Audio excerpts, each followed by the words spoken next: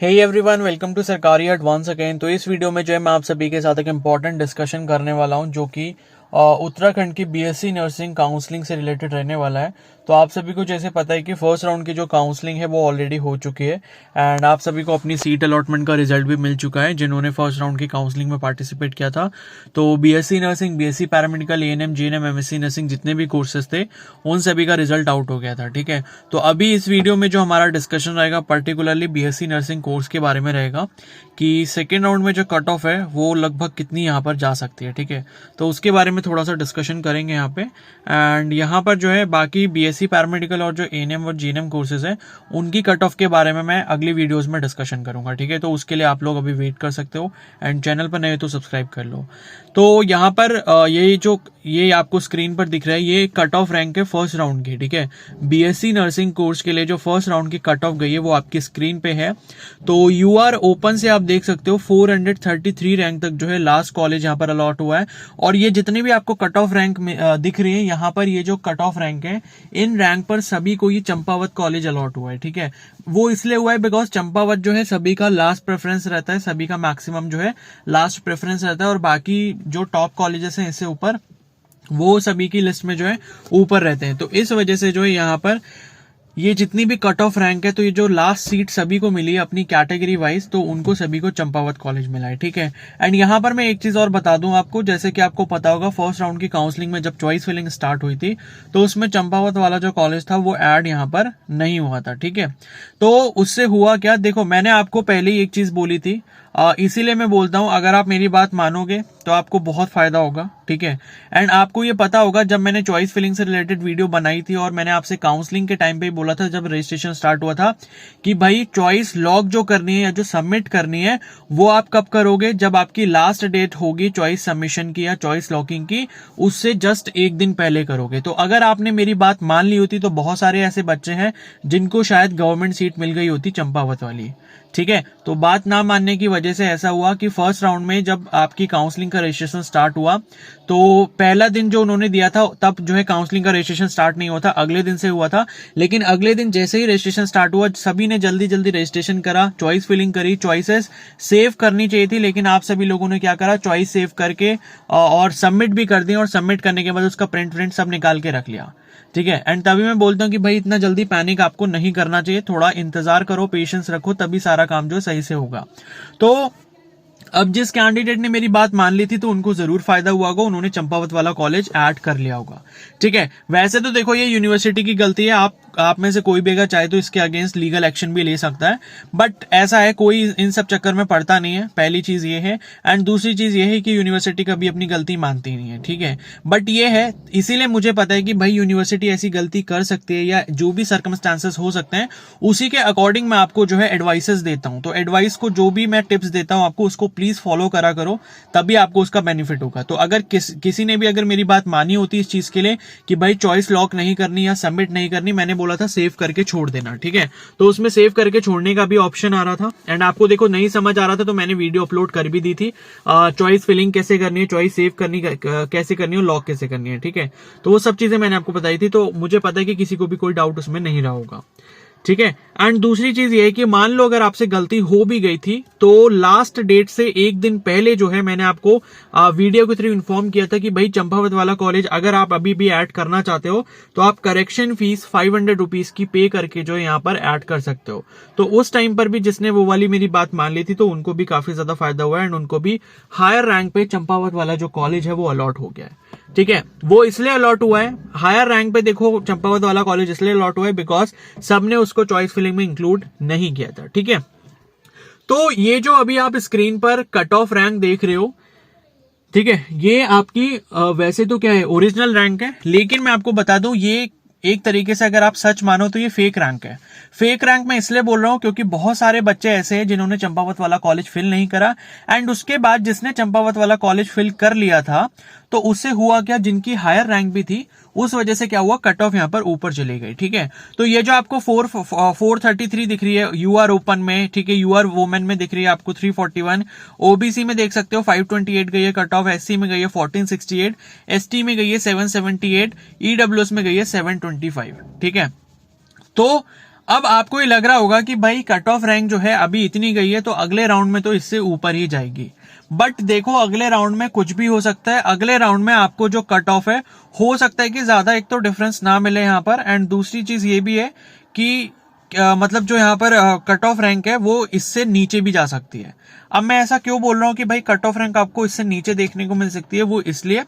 Because यहां पर क्या हुआ है,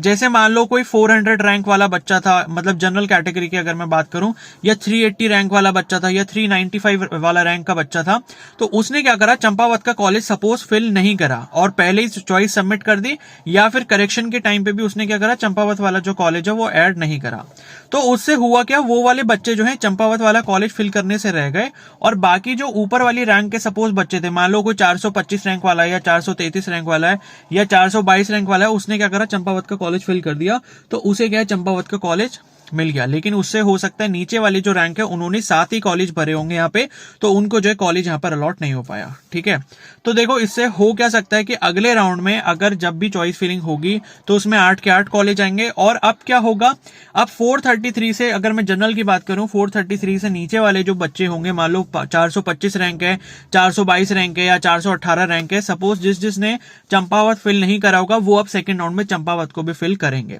तो होगा क्या, उनकी रैंक अच्छी है, देखो 433 से तो कम ही है, मतलब रैंक अच्छी है, तो अब क्या होगा, उन्हें सीट मिलने के चांसेस यहां पर ज्यादा हो जाएंगे। तो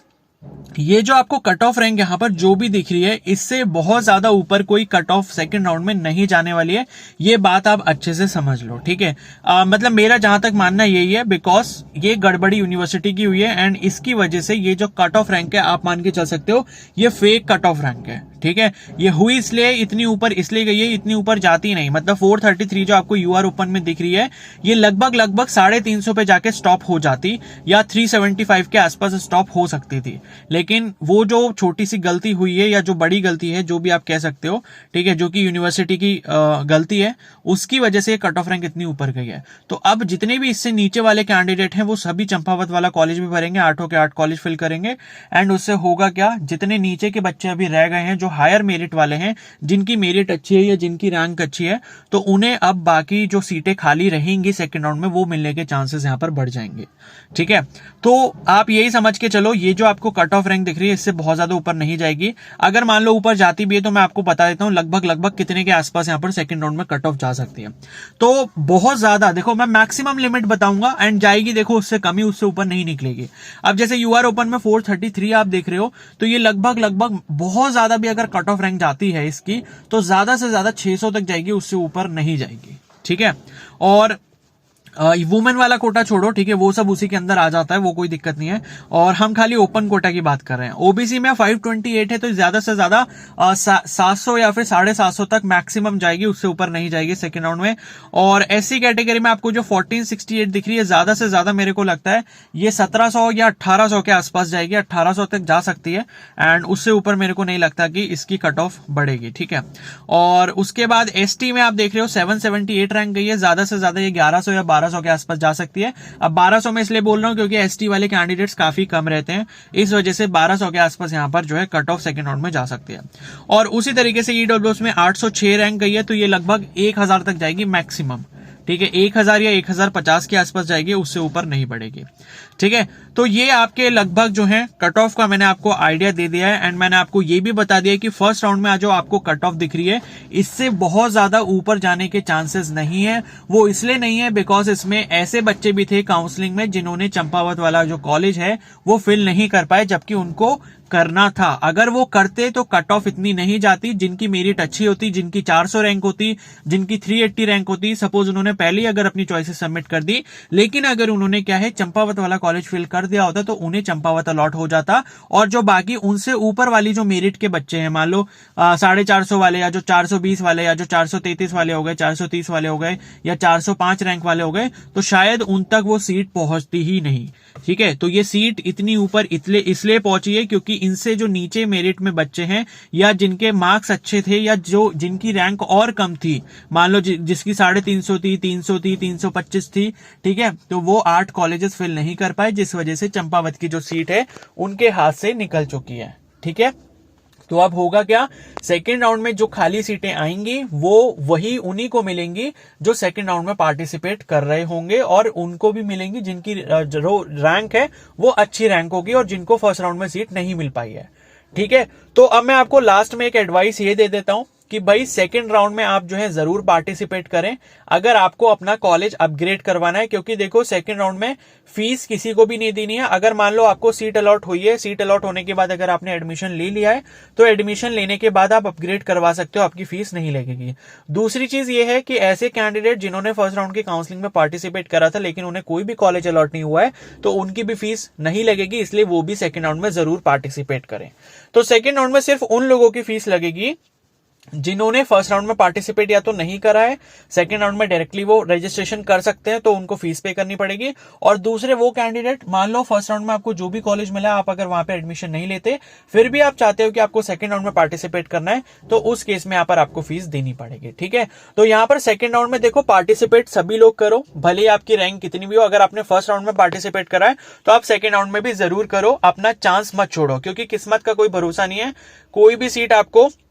मिल सकती है। मान लो हो सकता है आपसे जो ऊपर आपसे जो नीचे मेरिट के बच्चे हैं या जिनकी रैंक और अच्छी है उन्होंने मान लो सेकंड राउंड में पार्टिसिपेट नहीं करा किसी वजह से, या मान लो उन्होंने कॉलेज उनको लेना ही नहीं था या उनका एडमिशन कहीं और हो गया इस टाइम पे, तो बहुत सारे सिचुएशंस हो सकते हैं। ठीक है, तो अगर आपकी किस्मत अच्छी होगी तो मिल सकती है, इसलिए सेकंड राउंड में सभी लोग पार्टिसिपेट जरूर करें, अपना चांस बिल्कुल भी ना छोड़ें। ठीक है, तो बस यही मेरी आपसे लास्ट रिक्वेस्ट है कि पार्टिसिपेट जरूर करो, रिजल्ट कुछ भी हो लेकिन हमें जो है कोशिश जरूर करनी है। ठीक है, तो अब इस वीडियो को यहीं पर एंड करते हैं एंड आई होप आपको ये डिस्कशन जो अच्छे से समझ आ गया होगा। तो ये जो आपको कट ऑफ रैंक दिख रही है, या तो हो सकता है कट ऑफ इससे नीचे भी जा सकती है। मान लो अगर आपको अभी 433 यूआर ओपन दिख रही है तो हो सकता है ये 400 के आसपास चली जाए, नीचे भी जा सकती है। इस बार ऐसा देखने को आपको मिल भी सकता है। ठीक है, वो जब रिजल्ट आएगा तब मैं आपको वो चीज भी दिखाऊंगा, अगर हो सकता है किसी ना किसी कैटेगरी में हो ऐसी, बिकॉज मैंने आपको बता दिया नीचे जो अच्छी रैंक वाले कैंडिडेट थे वो 8 कॉलेजेस फिल नहीं कर पाए हैं, तो जिस वजह से वो उन्होंने 7 कॉलेज फिल करे और जिसने 8वां कॉलेज फिल करा था